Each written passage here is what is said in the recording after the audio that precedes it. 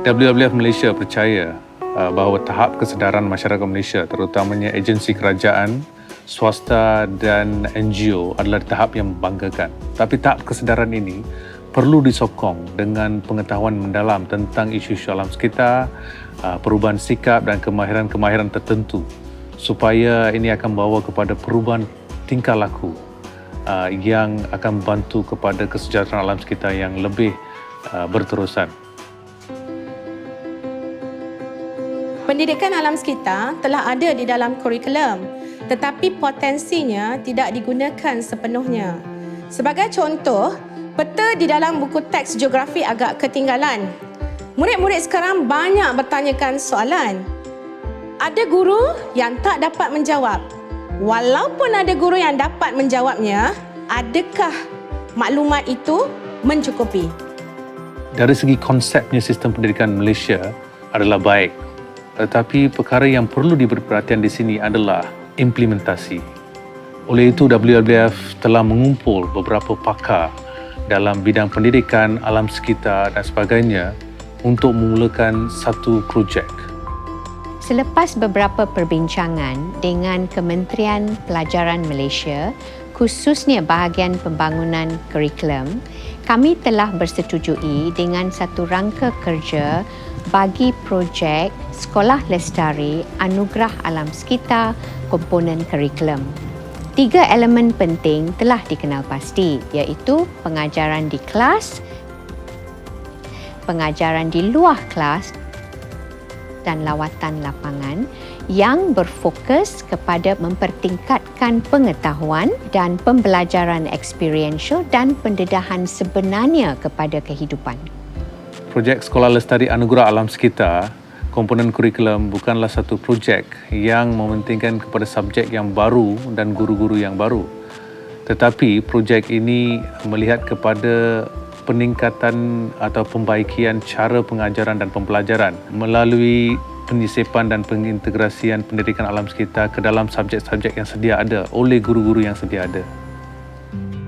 Salah satu aktiviti yang saya jalankan dalam kelas adalah membuat peta minda tentang topik kepentingan air. Jadi melalui membuat peta minda ni, pelajar dapat mendalami isu tersebut dengan lebih menyeluruh. Dalam sains, pelajar mempelajari berkaitan ekosistem yang melibatkan haiwan dan tumbuhan serta benda unsur lain dalam persekitaran. Jadi kami mengaplikasikan satu permainan yang dikenali sebagai food web games untuk membantu pelajar dalam memahami konsep ekosistem tersebut.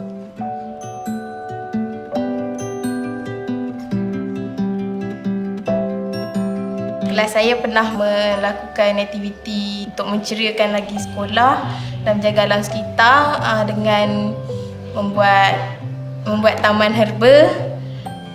Pada pendapat saya, benda-benda tu amat penting untuk saya untuk mengetahui lebih dalam tentang alam sekitar. Pelajar-pelajar tu perlukan pendedahan pengalaman sendiri untuk tahu tekstur daunnya, bagaimana baunya. Dari situ mereka dapat mendekatkan diri mereka dengan alam sekitar. Ini adalah tapak sayur yang kami tanam kacang panjang dan sawi.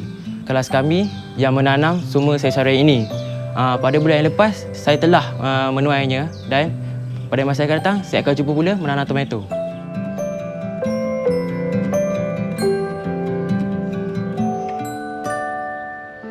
Murid-murid ini ada kuasa untuk mempengaruhi masyarakat dan perlu didedahkan kepada realiti masyarakat.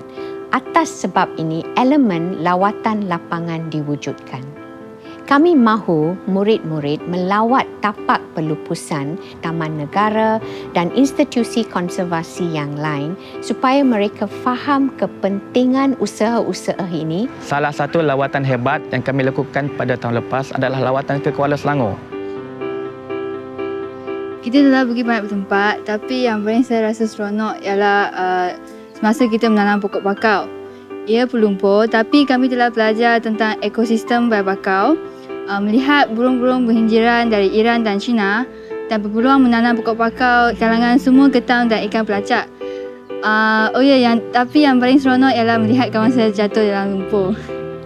Disebabkan projek ini mampu menarik perhatian guru-guru di sekolah rintis ini, kami rasa untuk direplikasikan ke seluruh negara bukan menjadi satu masalah yang besar.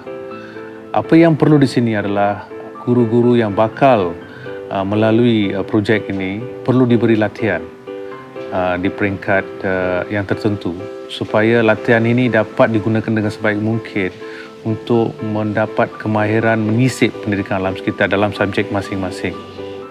Semua guru amat berpuas hati dan mereka telah pun menggunakan dalam pengajaran mereka di dalam bilik darjah. Sebelum ni buku teks itu dia pelajar saya contin sesuka hati. Tapi selepas kita memberi pendedahan program ini, barulah diorang tahu bahawa pentingnya menjaga buku teks sebaiknya sebab mendapatkan sumber kertas itu amat sukar, kita perlu mengorbankan tumbuhan yang berharga. Dari segi salah laku berkurangan, disiplin telah meningkat dan apa yang amat kami banggakan ialah kesedaran murid tentang alam sekitar telah pun juga meningkat. Pada masa ini, projek ini hanya melibatkan 4 sekolah rintis. Bayangkan kalau 400 sekolah terlibat. Bayangkan lagi kalau 4,000 sekolah terlibat.